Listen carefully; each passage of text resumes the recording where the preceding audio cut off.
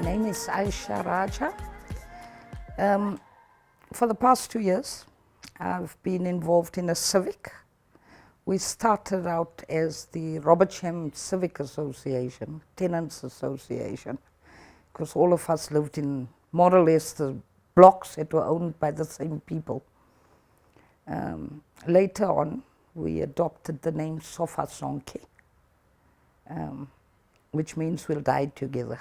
And the way things are going, yeah, we live together, we die together, but currently that's the organization I'm working with, or I'm part of. The aim of the organization was to stop illegal eviction. And apart from stopping illegal eviction was also to educate tenants about their rights. Sure, I think the biggest issue is how to get to the end of the month. That is, I think, the biggest issue. How to keep their kids in school. How to put food on the table. How to keep a roof over their heads. Those are the biggest issues. How to be safe. I think that is a challenge for all women in South Africa. Just your integrity as a person. How do you keep safe? So those are our shared issues. You will have issues raising its head from time to time. Issues like xenophobia, issues like sexism, issues like patriarchal attitudes. While it is, now when I say patriarchal attitudes, I'm talking about a world where there is an assumption that men are the natural leaders, you know, even if you look at a religion, for example, and that women have very specific roles, and that in some way, to be a good woman, you have to be good at the role assigned to you. So even within working class women's organizations, as much as men are patriarchal, women can also be patriarchal, you know, because I think all of us have been socialized. So and that in a woman-dominated organization, because our organization is very woman-dominated, that rears its head now and again, you know. And the way we deal with it often is we have very robust discussions, very, very robust. And sometimes we can get upset with each other. But it's always that we know that we have to come back and be in solidarity with each other. But these issues will come up. You know, we enjoy the contradictions coming up for us as women to look at ourselves, to reflect on how much we may be part of patriarchy, how many prejudices we may carry. We used to speak about the hidden curriculum. What are the other things that they're trying to teach us in school? To accept authority unconditionally, for example. That's one of the hidden curricula. We have to challenge these things that are underlying all these other things. We have to talk as working class women. What are the things that are going to keep us in this patriarchal nightmare? So we have to talk about it, and we have to debate it, and we have to fight about it. But when I say fight about it, I mean we have to argue. And it's a good thing. Debate is a fantastic thing. It's wonderful. But I think we as women also must start looking at our issues, at the way that we want to continue stereotyping and continue with raising our children with these sexist and patriarchal ideas, we really have to make a change. You know, the one thing I'm very proud of when it comes to Sofa Sonke is how we have made learning and teaching each other our main priority. And even though it takes hours, and believe me, it took hours of us sitting around, reading documents, discussing documents, it is worth it.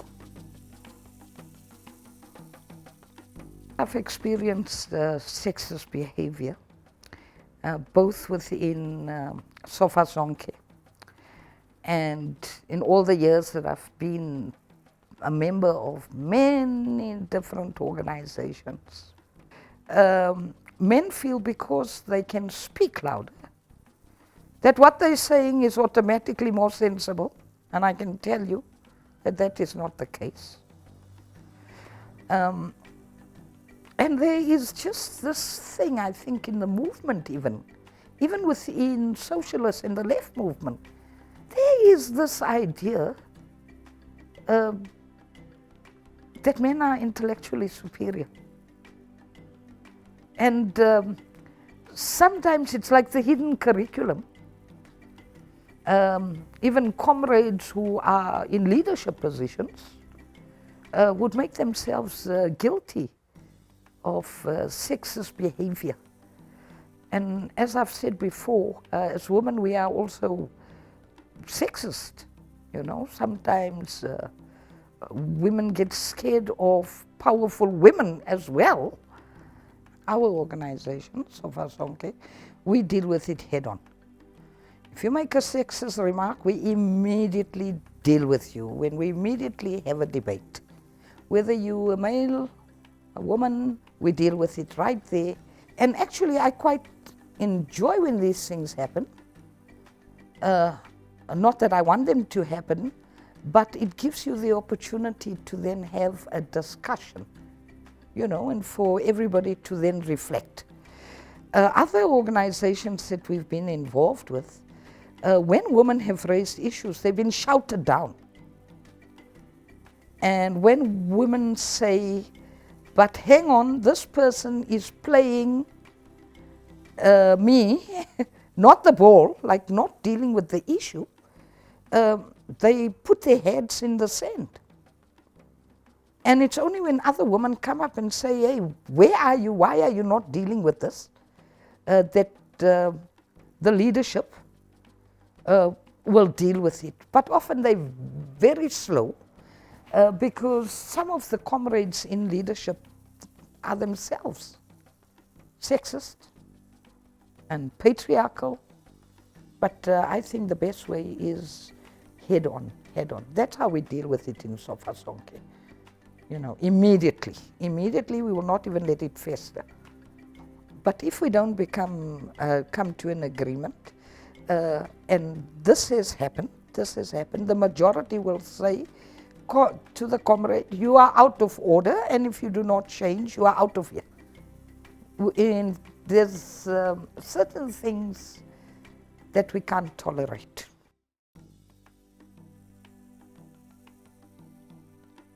Some men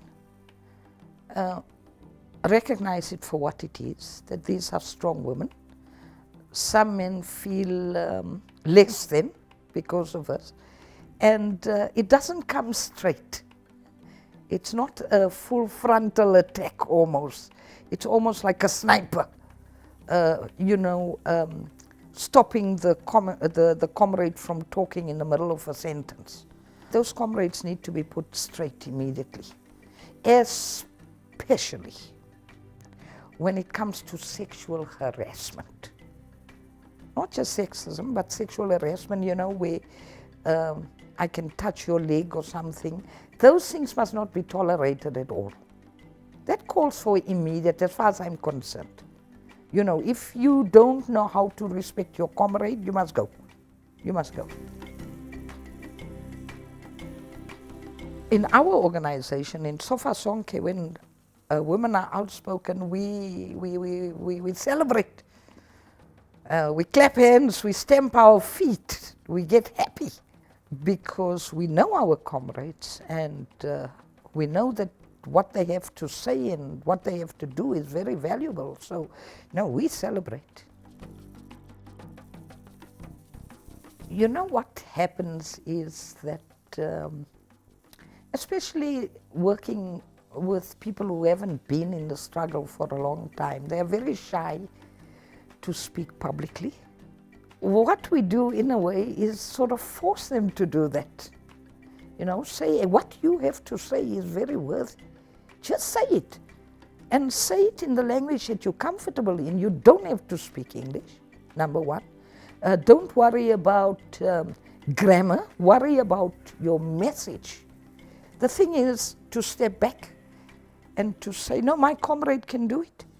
And yes, my comrade can do it and will do it. That's how we do it.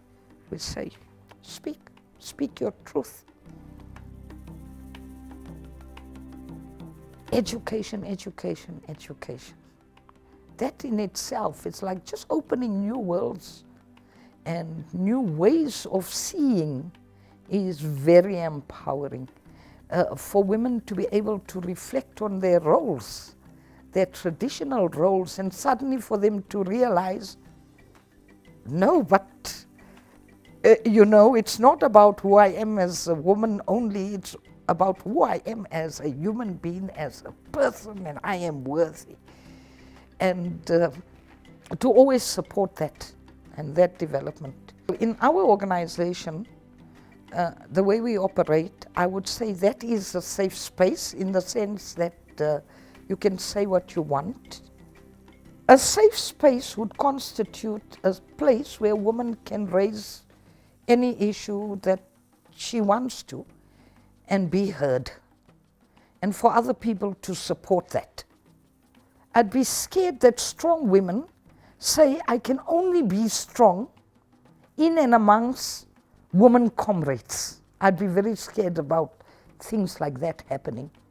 I think women must feel safe and in general meetings.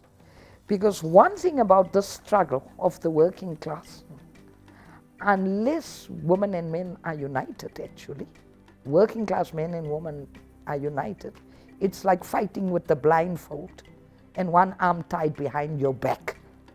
So we must be careful that we don't take away the ability also of women to be able to stand up in a meeting and to say, but comrade, you are wrong. And to be able to fight in an open meeting. And again, when I say fight, I am not talking about moer mekaar. I am talking at the level of ideas. You know, we have to make ourselves strong and speak out. And if male comrades behave in sexist and patriarchal ways, we have to confront them. We have to confront them and not. And I suppose the first step perhaps could be just for women to talk to each other and to give each other courage and strength. Creating safe spaces for women, for me, would be to deal with the very basis of what is causing this, and that is patriarchy and capitalism. So that's how we create safe spaces as women, is for us to fight the patriarchy and to fight capitalism. That is going to get us safe spaces.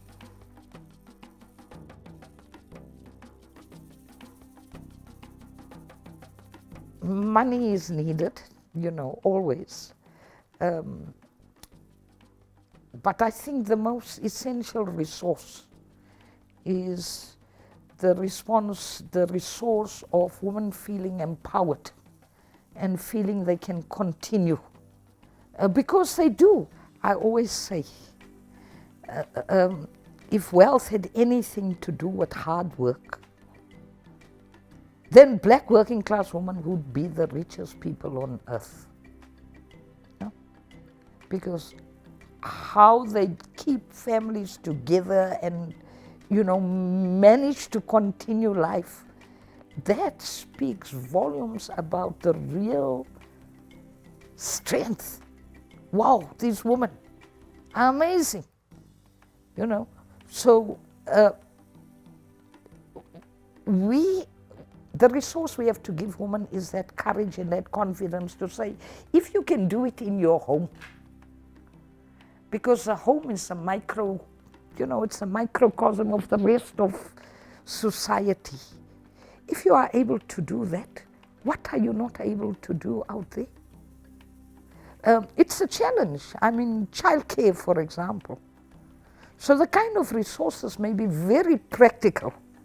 Is like, if you're going to have a workshop for women, make sure there is also childcare for women, so that women can then engage and be there without having to worry about their children. So we have to think about very practical things. And obviously, learning material that is accessible to women in different languages. I think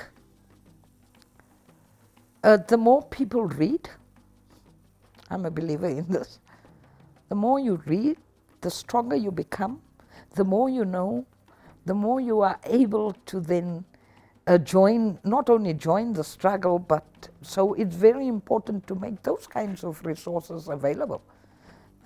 Education, safe, that would be a lovely safe space.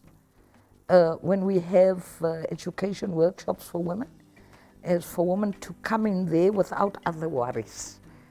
Without the worry of, I'm going to have male comrades, putting me down, or I'm going to come in there and I am able to know that my children are taken care of. So little practical things, I think, is the way to go. We like the trees that's planted by the rivers. More power to our rubber sisters, naturals and caregivers. Sizimbewe milisela zaluqelima nebinqothelo zingafika sinophuphuteka nomsinga dala sebenzela ilize kwanele ewe kufanele inyani sithethe